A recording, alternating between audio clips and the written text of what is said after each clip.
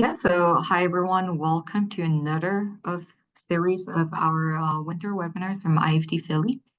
So today we have with us Hank Wang from Howtian. Hank has led the technical development and customer support for Howtian for 8 years. His expertise in the sweetener world helps accelerate development timing and ensures both product quality and value are integrated in early in the formulation process. He has traveled around the globe to train developers how to best formulate with stevia and make the products taste great.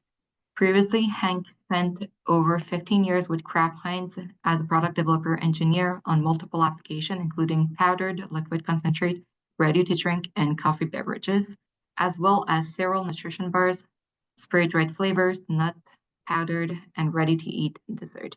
And today we have with Hank on a webinar on how to reduce sugar with natural sweeteners. So please welcome Hank and thank you for joining us. The floor is yours, Hank. Hi, everyone. Thank you for jumping in on the webinar and hope you can learn something about natural sweeteners today. So just a brief history on the company of Howtian. It was incorporated as ZCHT or Zuten Howtian back in 1999, where we launched inositol was our first product. When stevia became grass in the US, we decided to launch stevia, and we launched it under the So Pure Stevia brand. Previously, we were known in the US as Nascent Health Sciences, but recently we made our corporate global brand known as Howtian. And then in 2017, we tripled our capacity and we became the world's largest stevia extract manufacturer. So today I'm going to go over some consumer insights, compare different natural sweeteners in terms of taste and cost, talk about stevia, go over Monkfruit, have a slide on sweet proteins, bulking agents such as erythritol, fibers, and allulose, and then I'm going to go over the long-term outlook for these natural sweeteners. So from a total launch standpoint, in 2024 full year, stevia does have 89% of the high potency sweeteners space. And the other main character in that space is Monkfruit. If you take a look at the pie chart on the right, that's including all the other natural non-nutritive sweeteners, stevia still has a large majority, followed by erythritol, which often complements stevia because of its upfront sweetness. And the allulose is growing, so you'll see that grow as more countries approve it from a regulatory standpoint. Taking a look at the past 5 years of non-nutritive sweeteners, you can see that stevia definitely is growing the most, whereas the other ones are actually flattening out or even slightly declining. Erythritol, Monkfruit, and allulose. I expect the allulose to continue growing, but I'm assuming because of price and maybe some supply, it's not as growing as fast as I had thought it would go. Taking a look at the broader picture for all the sweeteners, you can see that the caloric sweeteners are the most preferred and accepted in the US. So this IFIC survey's a survey of US consumers. Then in the middle, you have the more low and no calorie sweeteners. You can see stevia is on top, followed by Monkfruit. So those two are the natural sweeteners. Then towards the bottom of the chart on the right are the artificial sweeteners, and then even includes allulose, which nobody knows what it is from a consumer standpoint, and erythritol, which is more natural but doesn't sound natural. So consumers don't have that preference, And there's some studies that indicate, some flawed studies that indicate erythritol might not be the best for your health. So we'll talk about that a little later. Just cost comparison in the U.S. These are general market prices. Don't have, it's not. I don't have the extra 10% tariffs added onto here. So just keep that in mind. But you have, sugar. You see the chart on the right. The column on the right is the cost per sweetness unit, or cost in use. You can compare that to high fructose. Sugar is a little more expensive than high fructose. Then you compare it against other bulking sweeteners, so such as erythritol and allulose, which are the more natural ones. You can see that the erythritol and allulose are significantly higher cost in use compared to sugar and high fructose. So if you need to bulk back, or if you need to add back with erythritol or allulose, you're going to be adding cost to your product. Even maltitol, which is an artificial bulking sweetener, one of the most common ones in the world, it is similarly priced to erythritol. Then you have the high potency artificial sweeteners, such as sucralose, aspartame, and ACE-K. These you see compared to sugar are much lower cost in use comparatively. And then we have the more natural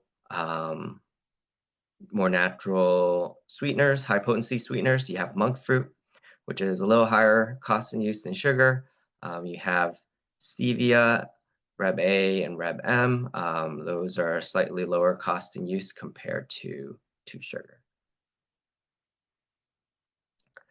So just a general example, Stevia is, the sweetness is curved, so it's not a straight line. You'll see in a little bit.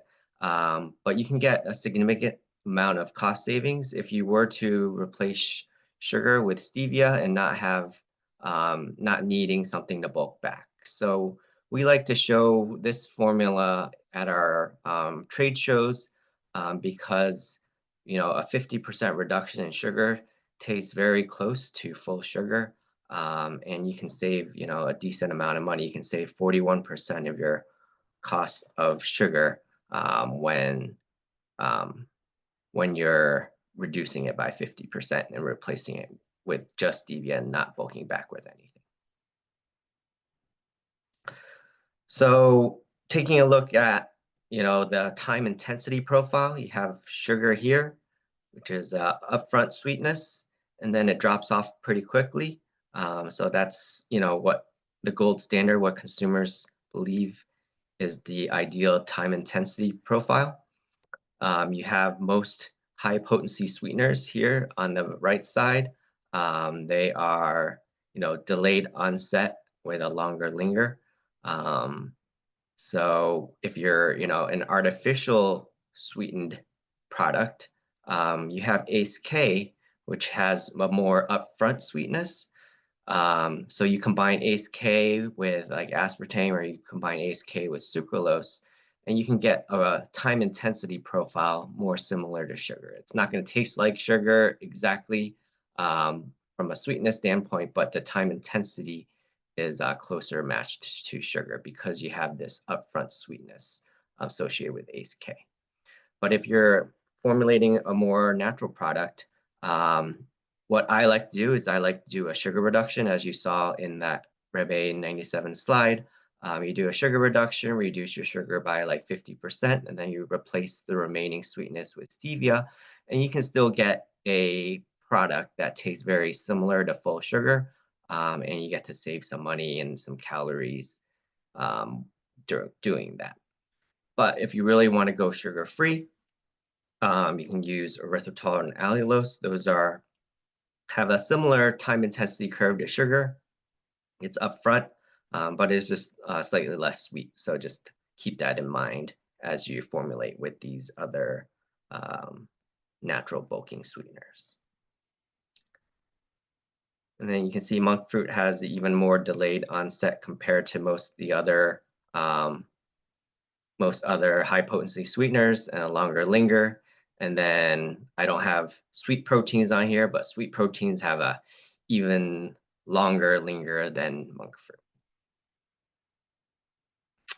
So just some background, natural sweetener sugar alternatives are more expensive compared to your artificial counterparts because they depend on farming, harvesting, extracting, fermenting, etc. Farming has higher risk of price fluctuations.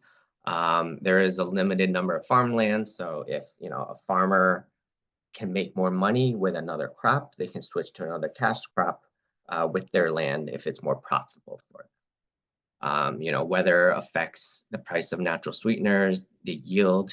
If you have a pest infestation, you're going to increase the cost. And then, natural farming requires labor, so it's just more labor intensive.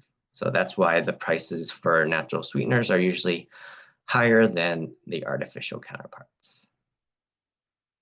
So we're going to take a deeper dive into stevia. As I mentioned, stevia is on a curved sweetness intensity profile, whereas sugar would be more of a straight line. You add more sugar, you get more sweetness. But for Reb A, for example, once you get too high in usage, you're going to get some bitterness associated with it. This goes for Reb A and stevia side. Stevia side, you start getting bitterness at like 150 ppm, somewhere around there. For Reb A, it's somewhere in the 200 to 300 ppm range, depending on your purity of Reb A. So I will talk about that in a couple of slides. From a neuroscience standpoint, the viscosity or the texture of your application affects how stevia interacts with this taste receptor on the right here. The stevia comes into your mouth. It has to get to this taste receptor in order for it to tell your brain that it tastes sweet. So the amount of time it takes for the stevia molecule to get to this taste receptor affects how sweet your product seems to you. So for example, in a thin beverage, it might get to this receptor quickly, whereas in a milkshake or a yogurt or even like a dry application such as candy or baking,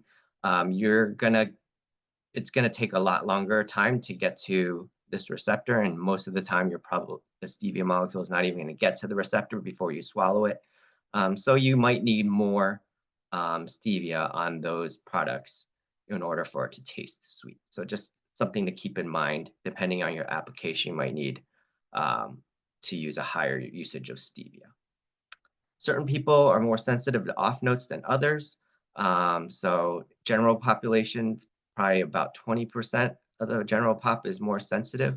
So when you do like a taste panel or when you have a team tasting, make sure you have multiple people doing the tasting and giving feedback rather than relying on one or two people, because if those one or two people are more sensitive, you're going to kind of skew the data. So just make sure you have a well-numbered, well-balanced team, number of people tasting.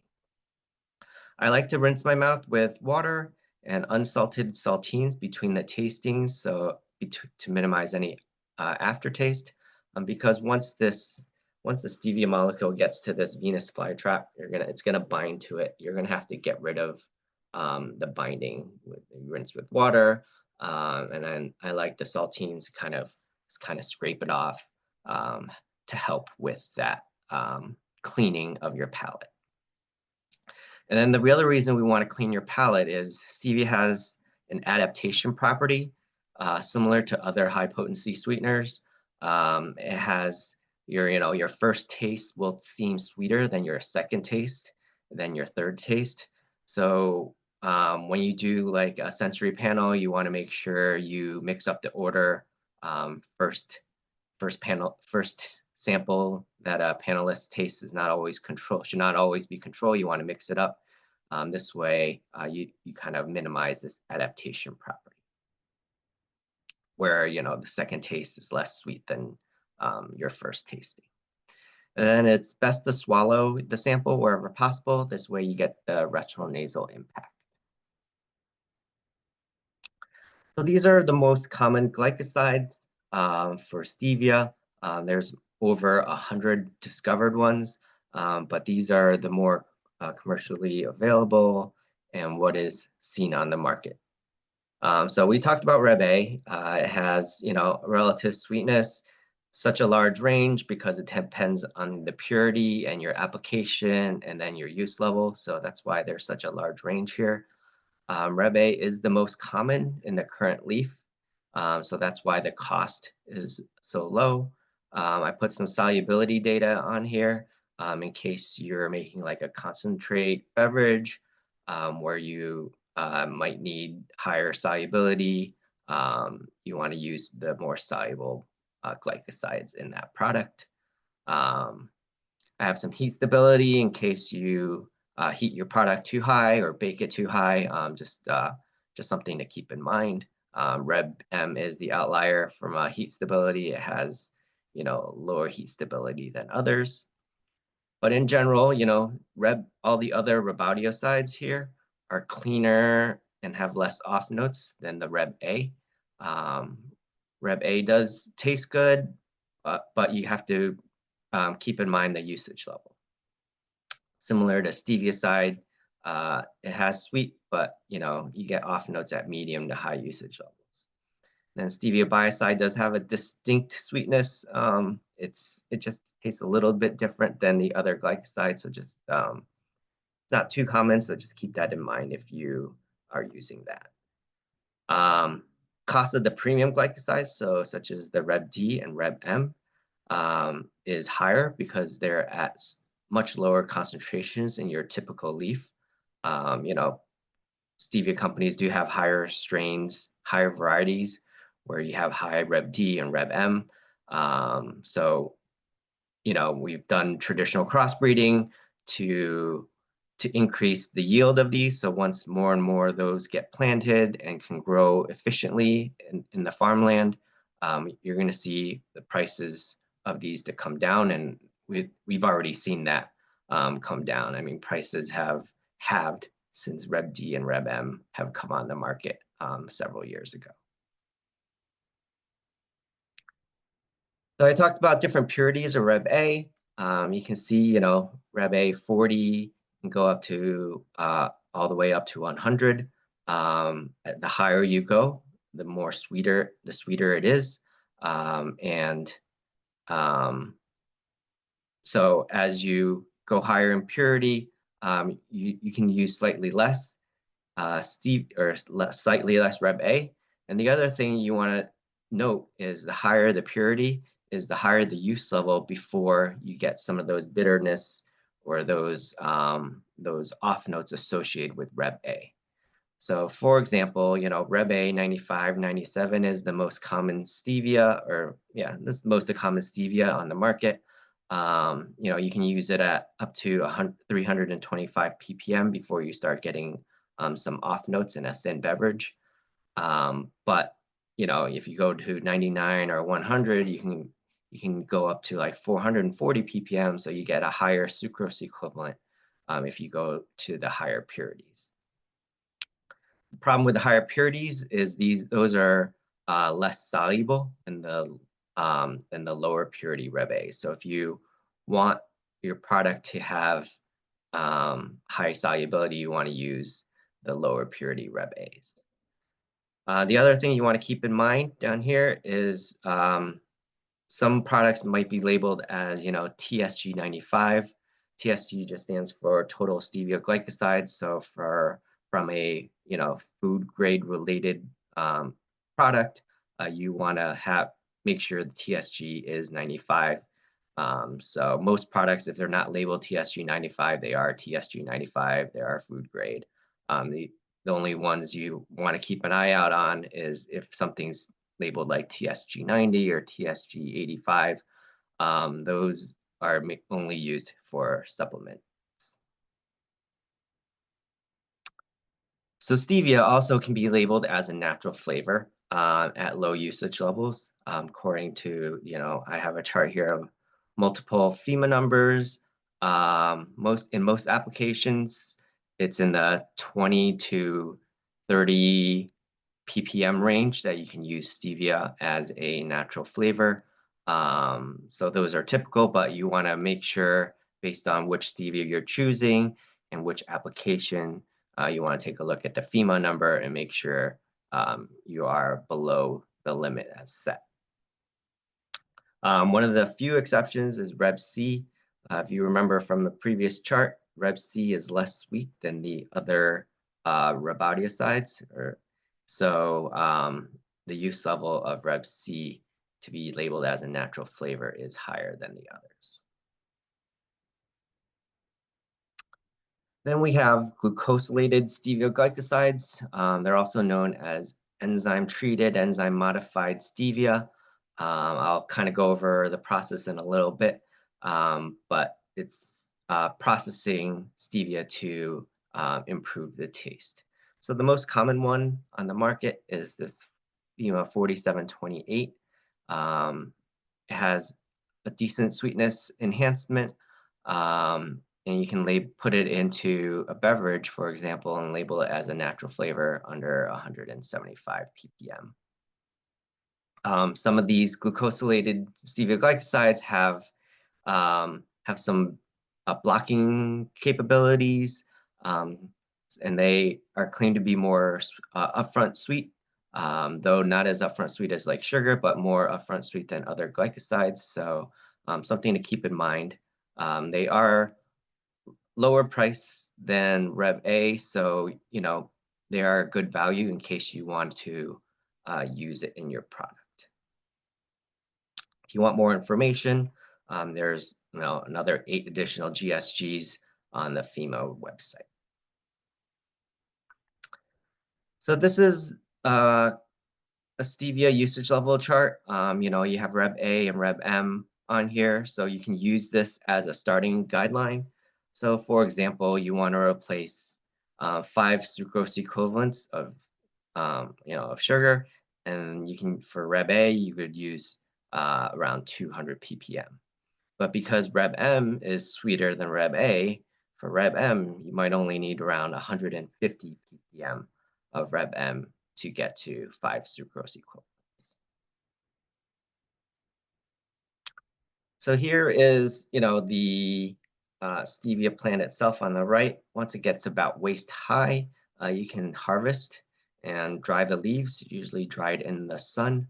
You steep the leaves into water, just like how tea is steeped. This way you extract the sweet glycosides from it. Then you go through multiple purification processes to clean the product and to purify it to the purity that you would want the product to be. Then it's spray dried into your finished sample that we typically send out. So there's other technologies to produce stevia glycosides. These are 2 here that I've listed that are leaf-based. We have glucosylated stevia glycosides, and then we have bioconverted. So they're both using this stevia core here, and you're adding, glucose molecules to make the stevia glycosides. So the two things you want to keep in mind is the glucosylation, or the enzyme modification, is a random addition of these glucose molecules to the stevia core, whereas bioconversion is a controlled enzymatic reaction to make a specific molecule. So for example, bioconversion of Reb A into Reb M, you're using genetically modified enzyme to add 2 glucose molecules to the left side. You're arranging the right side of your stevia molecule in order to make Reb M. So that's bioconversion. That is a controlled addition of glucose molecules to, Reb A is the most common starting material for bioconversion into Reb M or even Reb D. And then glucosylation, this process you can start with Reb A and or Stevia side, and then you're making a mixture of multiple glycosides. You're adding on glucose molecules, you're just randomly adding on, you're not controlling it, so you're making a big mixture of different glycosides. What we found is you can add up to 6 glucose molecules on both the left side and the right side, but most of them are in the 2 to 3 glucose molecules when you measure like the molecular weight of the stevia structures. So they are similar structures to Reb D and Reb M. They might be isomers of it. So they have, a cleaner taste, especially compared to Reb A or Stevia side. But they are less sweet or less sweetness enhancing than Reb A. So you're going to have to use a little more, probably about double the usage level about to get to the same similar sweetness enhancement. So those are the two that are stevia leaf derived. And then the last process of making stevia glycosides is through fermentation, where you use modified yeast to create. It's fed glucose from corn or possibly sugarcane and converted to stevia glycosides. So it's replicating what's happening, similar to bioconversion, but you're just doing it. You're making the stevia glycoside in a tank rather than via extraction from the plant. So that's just something to keep in mind. Fermentation is not starting from the leaf, whereas bioconversion and glucosylation are starting from the leaf. So when you are sourcing stevia, just keep that in mind. Make sure you know what type of process your stevia is made, because the labeling of it is could be impacted. So for the US, some of the alternative methods typically aren't labeled as stevia leaf extract because it's not directly extracted from the leaf. You can label it as Reb M if you're adding Reb M. You can label it as stevia glycosides because that is what the product is. Some companies recommend labeling it as sugarcane Reb M, or if it's starting from sugarcane. For bioconversion, you could potentially label it as stevia leaf Reb M. So there's multiple names. Just touch base with your supplier and figure out what the labeling recommendations are for their specific product. But if you're a global company, just be mindful that bioconverted and fermented stevia are not as globally accepted or approved. So just keep that in mind if you're a global company. We're gonna jump into Monkfruit. Monkfruit, has is similar to stevia. It has, the delayed onset, and it is a high potency sweetener. It's extracted from this monk fruit, and you can also get it in a concentrate form, a fruit juice concentrate form. So there's either the dried extract or a monk fruit juice concentrate. It's pH and heat stable, and the monk fruit is high in these antioxidants called magricides that give it the sweetness. What we found, or what the industry has found to be the best tasting magricide that we know so far, is magricide 5. So that is what most samples are labeled for. So for example, there might be a magricide 5 50% or magricide 5 40% product. So just keep in mind what that range is. What we found to be the best value and the most common are 40 and 50% in terms of sweet profile and cost. Once you go below the 40, like the 25 to 30, those are monk fruit extracts. Those don't taste as sweet and don't taste as clean.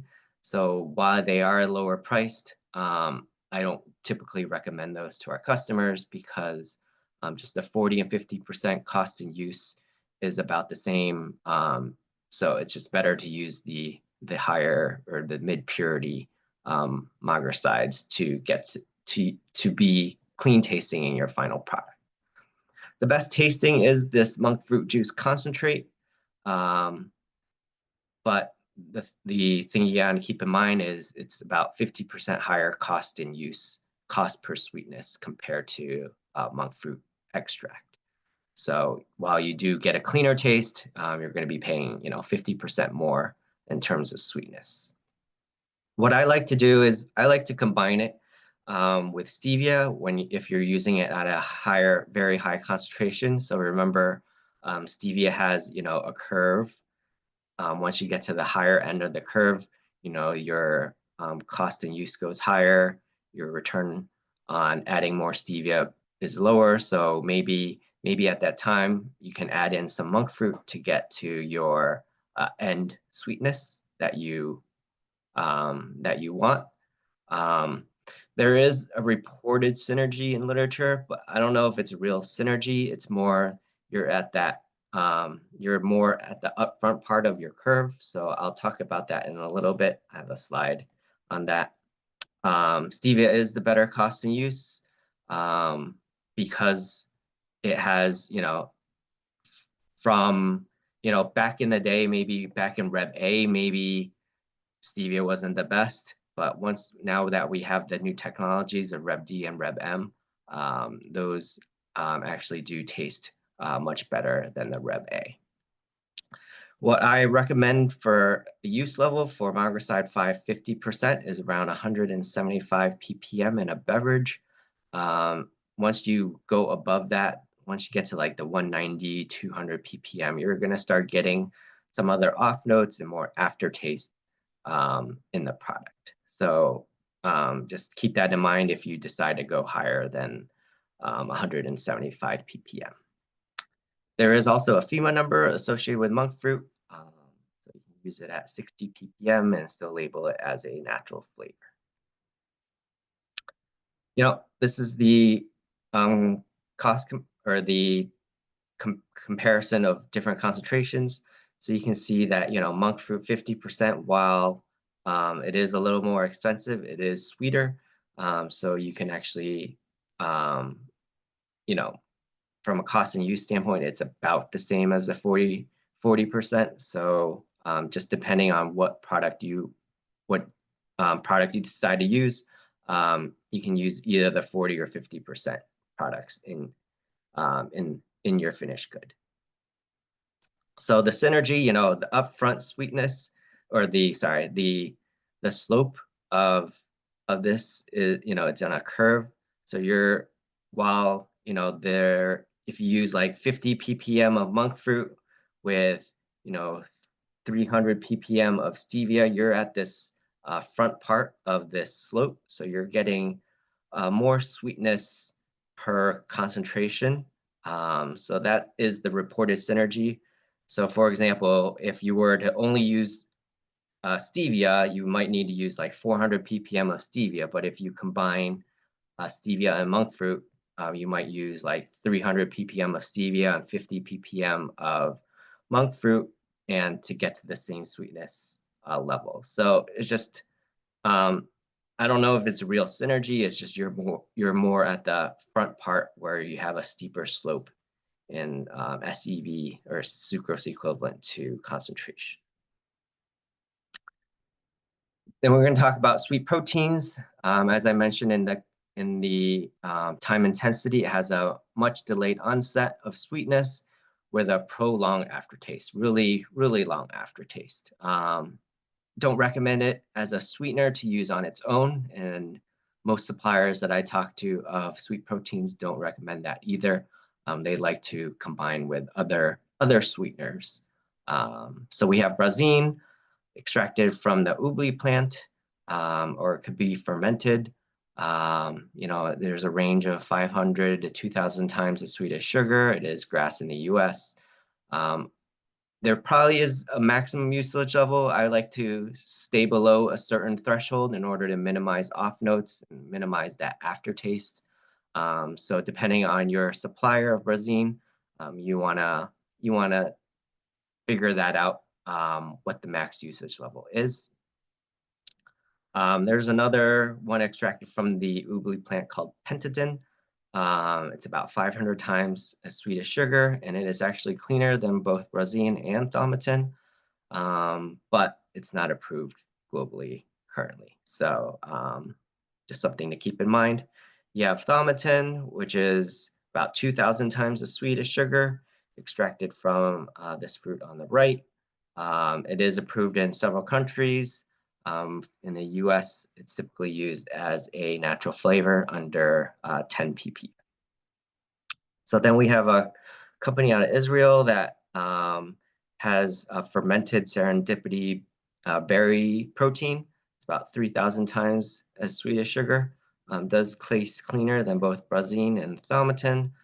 They have done their self-brass, and their FEMA number is pending. So just these are, some examples of sweet proteins that you could consider for your product. Then we're going to talk more about bulking sweeteners. So we'll start with allulose. Allulose is approved by the FDA to not be counted as a sugar in 2019. So you see in 2019, starting 2019, there was significant growth with allulose in products. It is counted as a carb, but it's not really metabolized by the body as such. So that's why it's not need to be labeled as a sugar. But because it's not digested by the body, there is a maximum usage level for your gastrointestinal purposes. You don't want to go too high. So just something to keep in mind. I have a chart on that in a little bit. I found it to be about 62% as sweet as sugar. A lot of literature reports it as 70, but I found it closer to 62. So you can utilize whatever number you decide for your product. It is more hygroscopic than sugar. So make sure when you open the package at the plant, you seal it tightly so it's not exposed to the humidity that's in the air. It does have a higher freezing point depression. So that's something to keep in mind if you're making like an ice cream or a slushy. Allulose does help with that. It can be enzymatically made from fructose, or it could just, you can make a straight line process from corn. Fructose is made from corn. So some companies make fructose first and then make allulose, where other companies just directly get it from cornstarch. So it is naturally found in multiple products, but because it's found in such a low usage low level in those products, it's very hard to economically extract the allulose from them. From a baking standpoint, it has a softer texture. It spreads less than sugar, but it does brown faster. So just if you were to replace allulose with sugar, you want to keep all this in mind. This way, you're making a product that that your consumer accepts. So you might need to make some tweaks in your formulation if you were to formulate with allulose in terms of bake time or fat concentrations in your product. So when you reformulate with it, allulose is not like a one-to-one replacement for sugar in like applications like baking. So just keep that in mind as you formulate your product. What we found, grass level is 3.5% in a beverage. Once we go above that, I start seeing off notes above like 4.5%. So if you're making like a supplement with allulose, maybe you want to stay below 5% in order to not have some of the off notes associated with allulose. It could be labeled as a natural flavor under 2%, under that FEMA number. So, there's multiple suppliers. You can get it from non-GM or GM corn. And then you have a syrup version, which is around 71% solids. Then we can talk about erythritol. Erythritol also is naturally occurring in certain fruits and vegetables. But again, if you were to extract erythritol from the natural sources, it's going to be economically not viable. So it actually is made via fermentation. Um, Erythritol also doesn't spread as easily as sugar, and you want to keep an eye on the cooling effect. You might see some cooling effect at higher usage levels. It is one of the more tolerated sugar alcohols by your digestive system, so it is better to use this sugar alcohol compared to others. There's grass level, 3.5%, and then there's a natural flavor level of 1.25% to be labeled as a natural flavor. So here's a chart of different options. The relative sweetness, I found erythritol to be around 67.5% as sweet as sugar. Most literature says it's close to 70. You have, your calories here, and then your recommended dosage. You can see erythritol does have a pretty high dosage. It's actually even more tolerated compared to allulose. Then you have tagatose, which right now still counts as a sugar. Doesn't look like the FDA is going to budge to make it more not count like sugar like allulose. So right now, the industry is still fighting, but it seems like tagatose is going to be counted as a sugar for the near future. Just keep in mind on this dosage. And right now, there's calories associated with tagatose because it's sugar. The good thing about tagatose is it's very close at a one-to-one usage level compared to sugar. What I found with tagatose is that it kind of drops off quicker than sugar. So you kind of get a quick hit and then it drops off even faster than sugar. Then you have different fiber-like options. You have inulin from chicory root or artichoke. You can see, these are fiber or fiber-like, so there's definitely, a maximum usage level associated with it. So keep that in mind. You don't want to add too much fiber to your product because there's digestive impacts to it. Another common one is resistant dextrin, or what you might see as soluble fiber. Very commonly used in the industry. You have IMO, which in Canada is counted as a fiber, but not in the US anymore. And then you have some oligosaccharides that could be potentially used in your.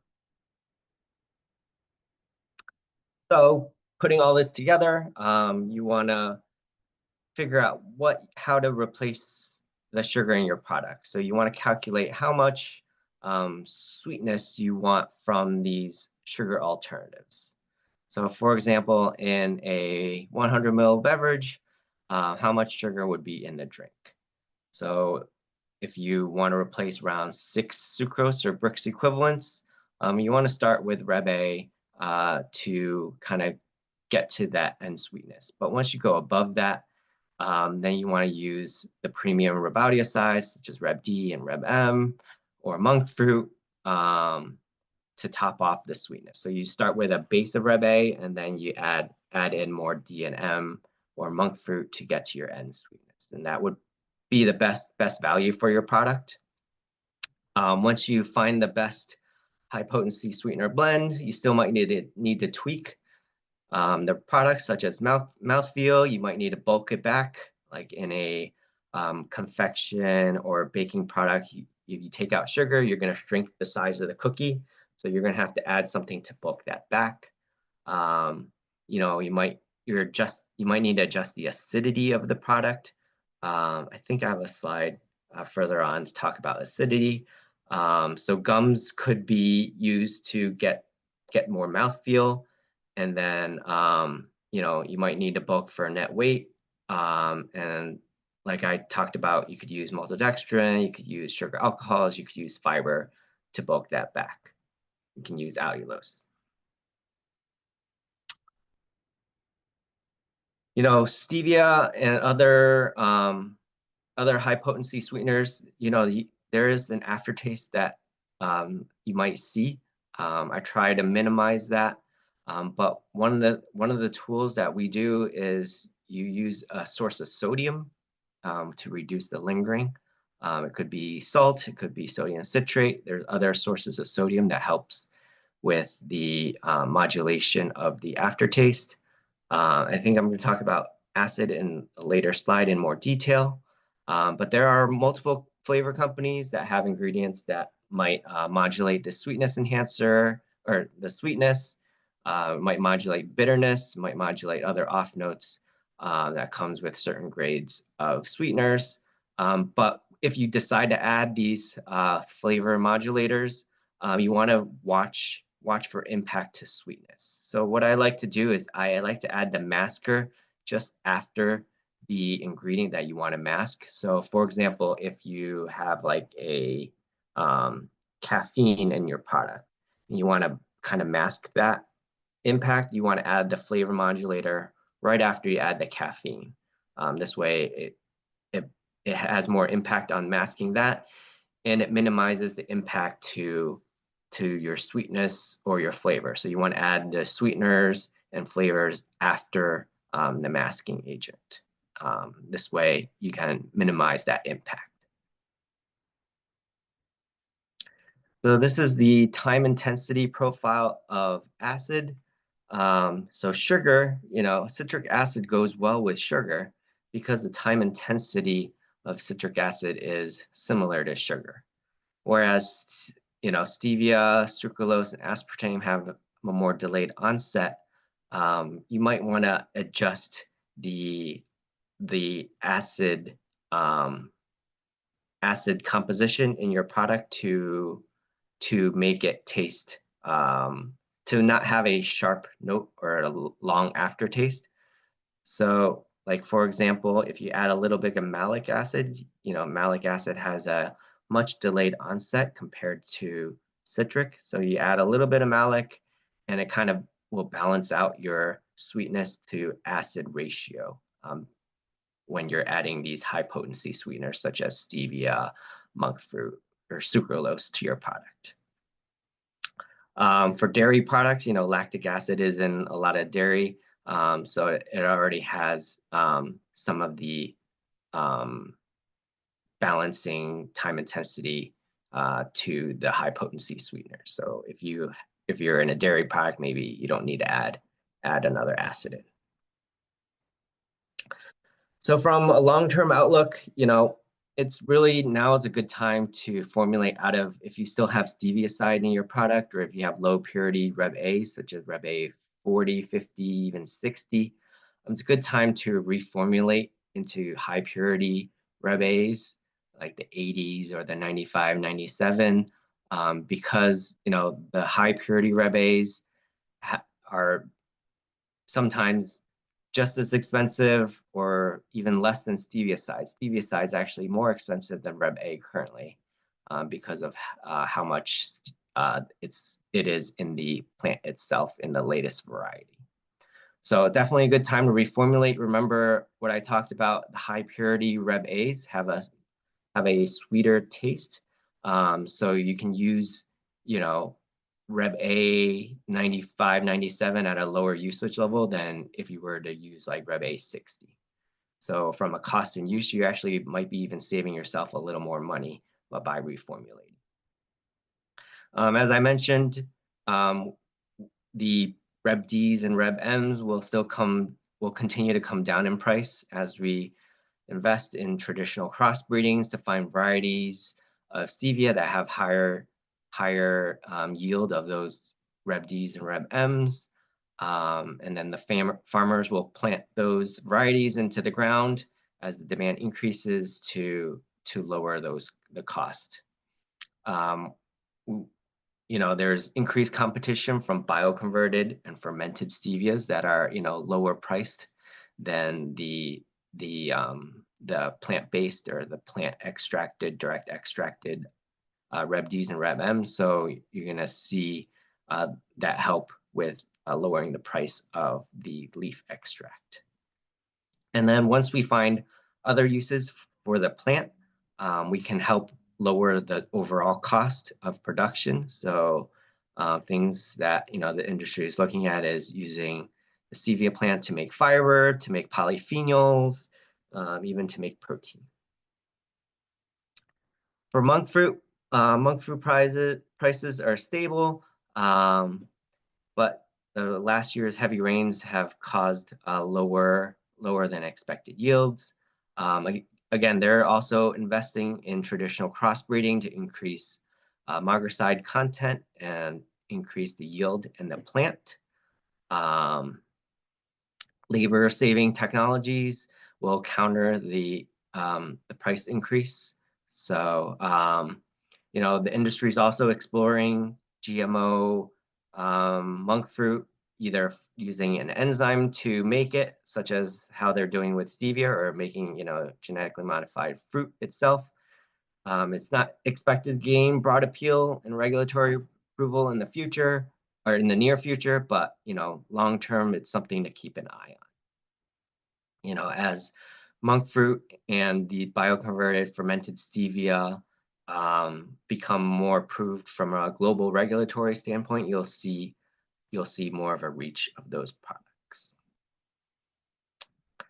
Low calorie bulking, erythritol price is increasing because there's an anti-dumping lawsuit that's going on in the US to increase the price of erythritol, as it's, with the demand dropping because of the flawed studies, the price has dropped significantly from where it was. But maybe we're starting to see the cost going up. But those flawed studies kind of have kept new customers from formulating with erythritol. So I think the growth of erythritol is kind of flat because of that. Allulose expected to be stable, but in the US, you might see a longer lead time. So you just want to make sure you have that supply, that contract in place in order to get the product to your production facility. Allulose, as you saw before, is like twice the cost and use to erythritol. So it is one of the more expensive non-nutritive natural sweetener options. So I think that's limiting your growth in allulose. And maltodextrin's price supply seems to have stabilized. So you can consider that, but a lot of companies don't consider maltodextrin as clean label. So I think my time is up, but I can take any questions from you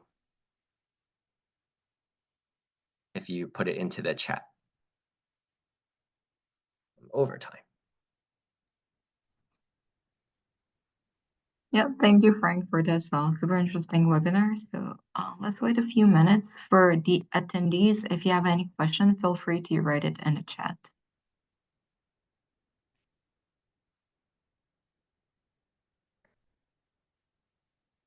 Also, we see Hank's information email on the slide. So if you also prefer your questions sent directly to him, feel free to also reach out.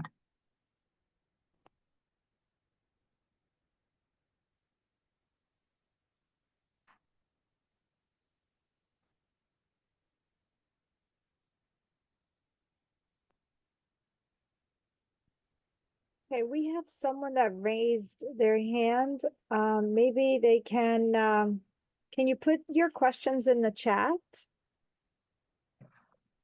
Yeah, so I saw both Chris Demerlis and I saw another hand, but it disappeared. Vinu as well. So both Vinu and Chris.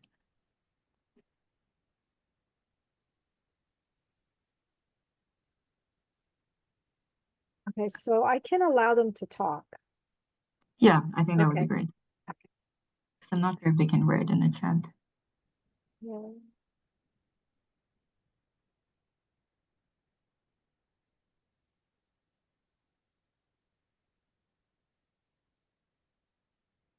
Okay, we'll do Chris first. Okay, Chris, I think you can talk. I think he needs to unmute himself first. Yes, I just did. Okay, yep. Let's see. Okay, hi, can you hear me? Yes. Hi, Yeah, Chris. Yeah, hi. It just looks like the chat's disabled, so Ah, I just was curious, Hank, you may have covered this, but you know the general standard for food additives by the Codex. I was wondering if you happen to look at the listings in that by food categories for the various natural sweeteners. Yes, there's a list. I think it's like in closer to the end. So you have to take a look at, are you looking for like E numbers? Or are you looking for just what is approved from a codex standpoint? Yeah, so they'll use INS numbers. Yeah, INS numbers. Yeah, I know Stevia is 960. Erythritol, I have it in another deck. If you email me, I can provide you the INS numbers for the sweeteners that you are looking at. Yeah, that's great. So as far as you know, they're probably all covered there. Allulose, I'm not so sure of if there's an INS number because it's not globally approved. Okay. It's approved more in North America, or basically US, Mexico, Australia, New Zealand. Those are where it's not counted as added sugar, but there's other countries where it's approved, but it still counts as a sugar. Great. All right. Thank you. Okay. okay, we'll move to Vinu. Vinu? Yes, yes, ma'am. Am I audible, ma'am? Yes. Yes.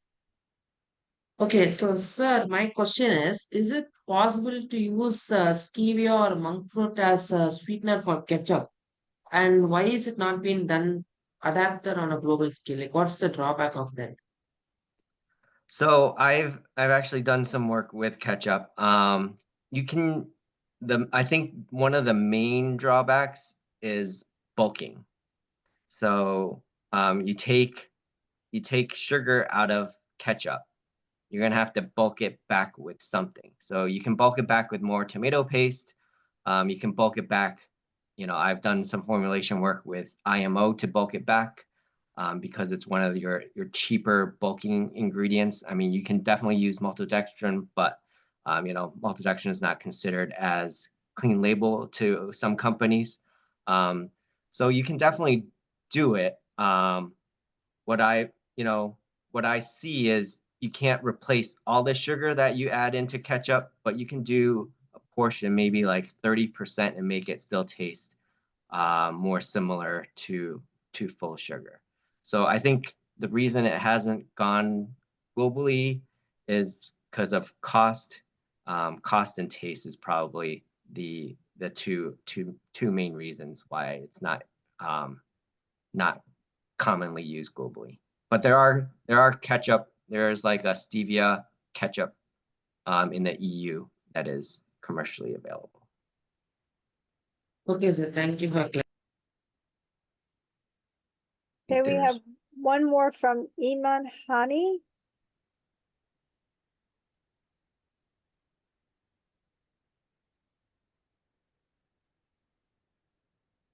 Okay, there we go. Hello. Yep. Yes, we can hear you. Thank you, Hank, for the insightful session.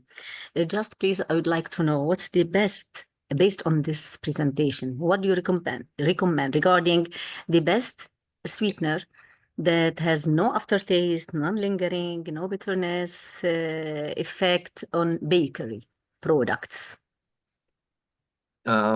Sorry, Man, you're kind of going in and out. Can you talk closer to your mic? Jerry, are you hearing? Are Yes, you I hearing think her, or what, is it just me? yes, what she is asking is, in your opinion, what is the best alternative sugar to use in bakery products, correct, Iman? Yes, that's true. Baking, like snacks, baking, flour products, yeah. Flour products, so in the Yes. bakery. Yeah. So in bakery, what we've done is we use a combination of both erythritol and allulose, because for bakery, you do need a bulk back, and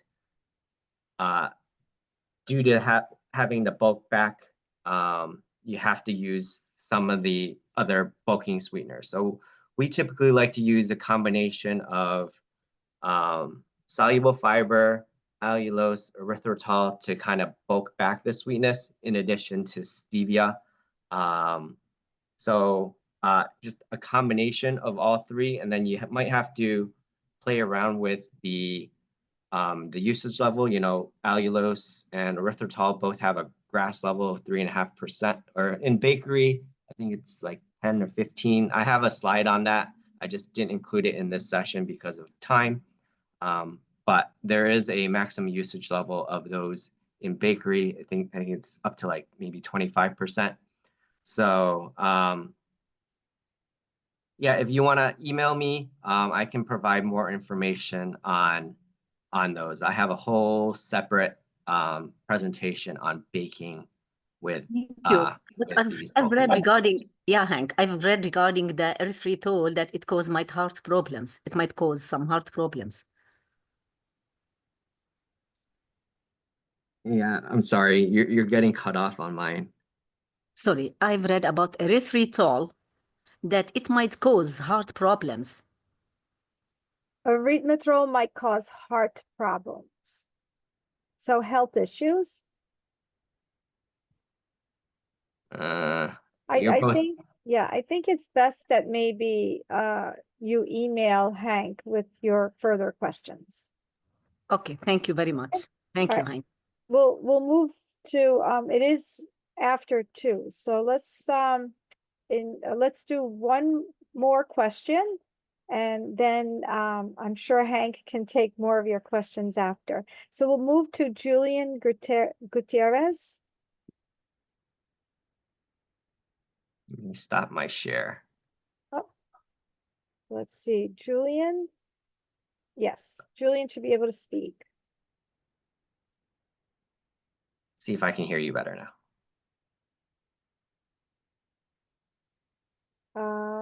Okay. Julian, do you still have a question? Maybe not.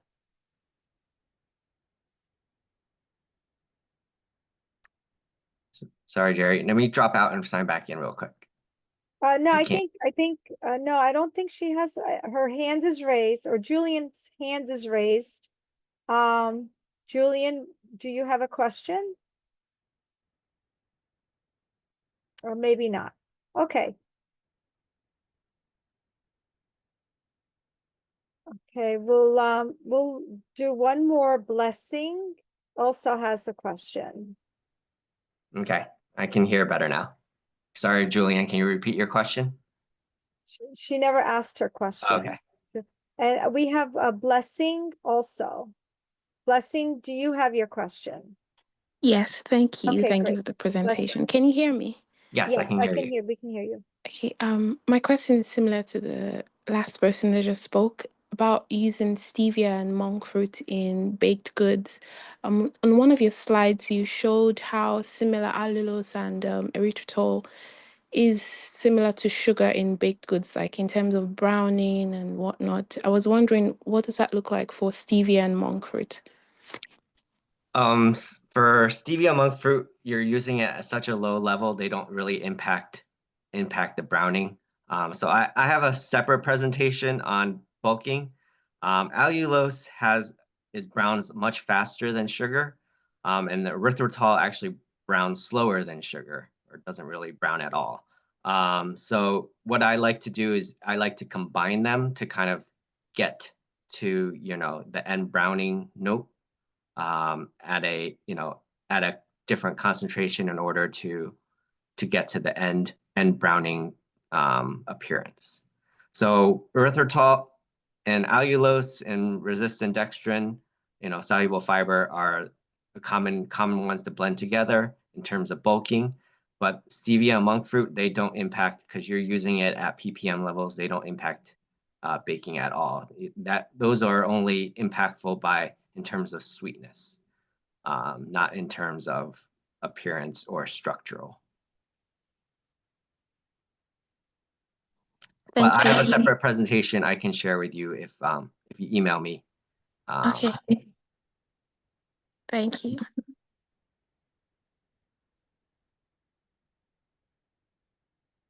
Okay. Does Julian want to go or? I think I don't see her hand up anymore, so. Okay. Yeah, but if Julian, you are not able to speak because of the mic, feel free to email Hank, and I'm sure he can answer your questions. Other than that, I think we are up to time, and I don't see any hands up. But again, I'd like to thank Hank to this amazing webinar, very informative, and also for Jerry to all the help planning the webinars that we've had. So thanks a lot, Hank, for this information, and also to Jerry for the planning of the My activities. pleasure. Mhm. Okay. On that note, I wish all the participants a very nice rest of the day. And hopefully everyone can enjoy the good weather that's coming up. Okay. Bye, Thank everyone. you. Bye, everybody. Bye.